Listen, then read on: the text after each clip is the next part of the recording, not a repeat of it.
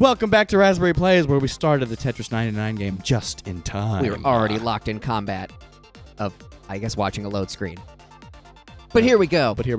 Yeah, the last playthrough of Tetris 99 was a lot of fun, and people seem to really like it. And hell yes. every now and then it's nice to revisit a game, and especially for a one-off, this seemed like a good choice, so we decided to play some Tetris 99. Yes. And the last time we were playing it was Marathon Mode, which is just basically regular Tetris. This is actual Tetris 99, which is Fortnite combined with Tetris. I am playing against currently 97 other players. Whoa. And we are trying to out-Tetris each other. This build already sucks, but we'll make it work. I also haven't used this. I am at home, and also the last time we were playing, we were on my Switch. I have a bunch of other, themes and boards you can buy, not with real money, but with in-game currency. I haven't used the stock theme in like so long, so it actually like looks different enough that I've forgotten how to. Because all the squares look slightly different, so you kind of get used to looking at certain things. Boom. Boom. Yeah, this ain't good. This ain't my best game. I do declare. So for everybody out there watching, Goodman is losing at Tetris because he's gonna lose. I believe in you. You got this. Thank you so much.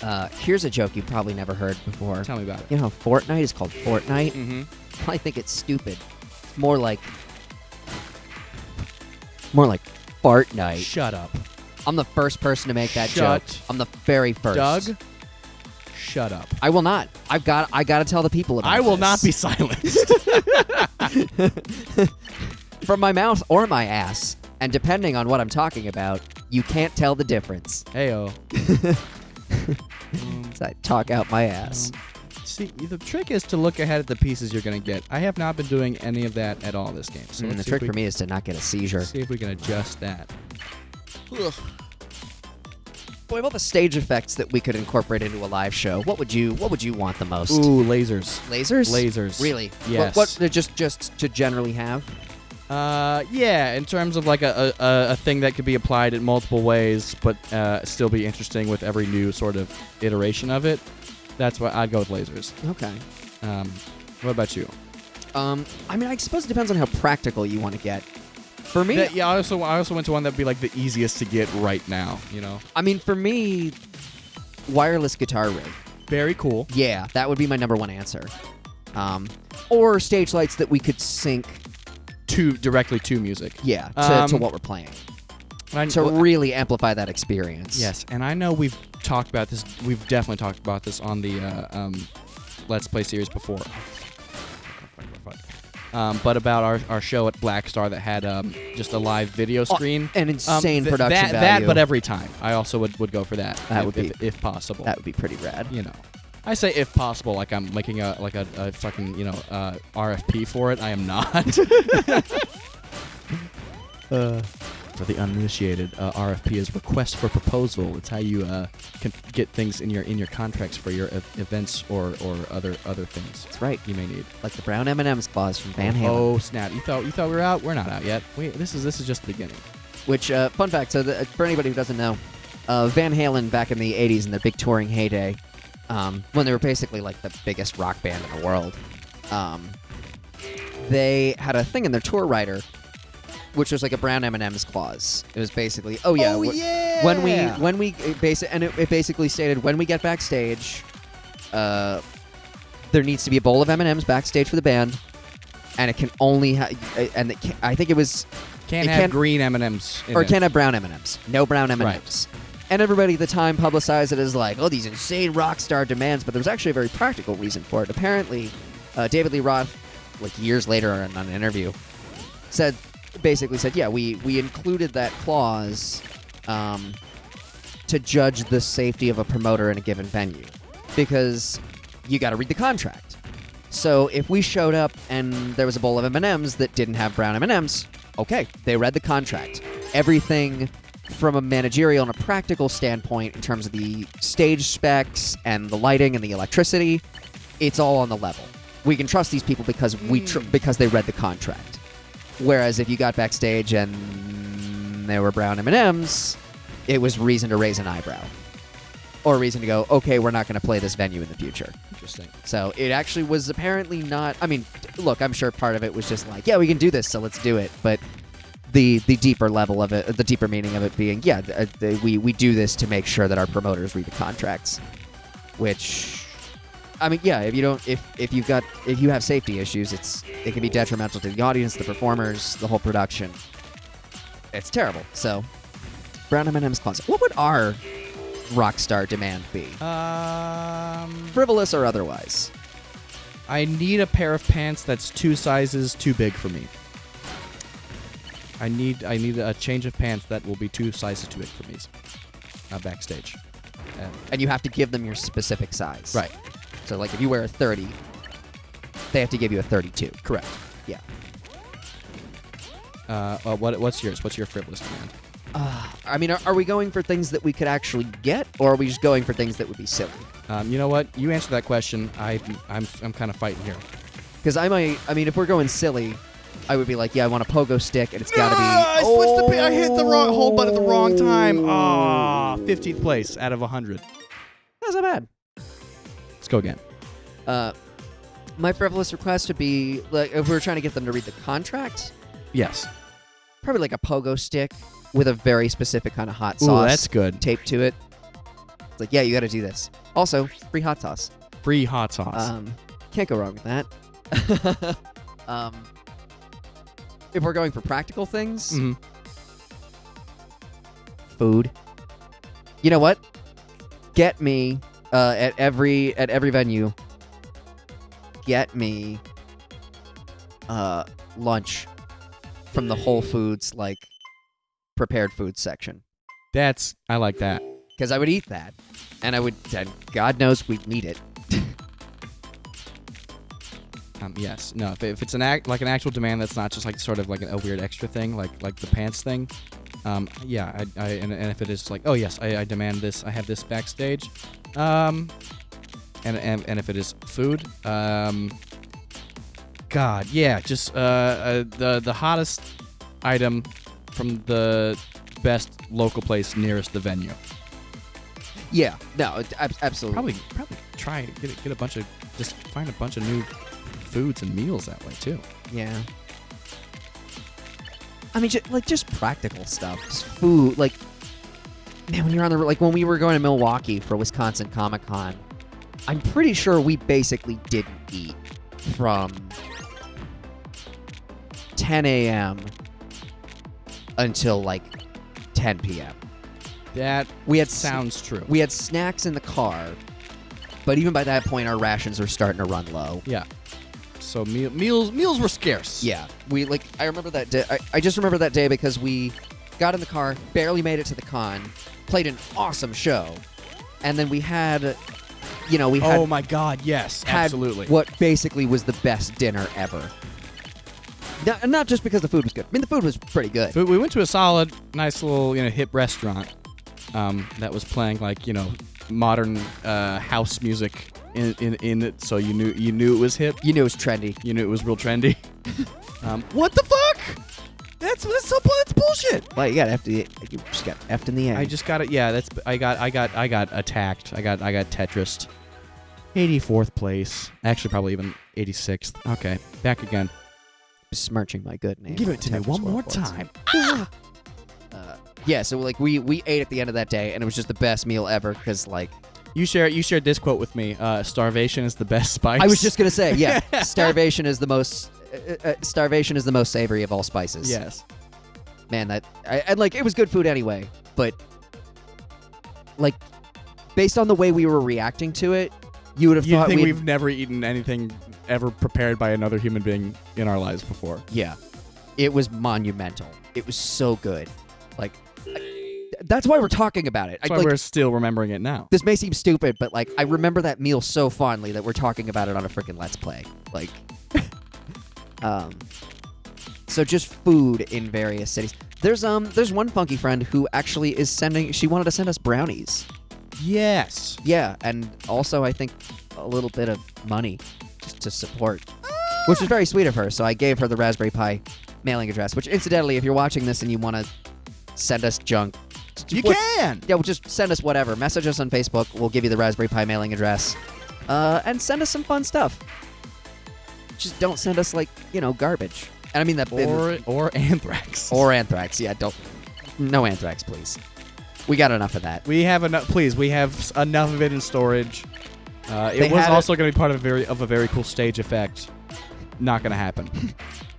We were hoping to put it on Clyde's drums so that it flew up in the air. A cool powder thing. Like Blue Man Group. But then we also remembered it's Anthrax, and also Clyde does not have drums. So that set us back a few paces. So we're wrong twice. Yeah.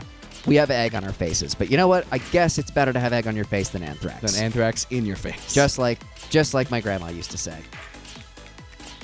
Classic grandma horn. Before she died. Of anthrax. No, actually, it was cholera.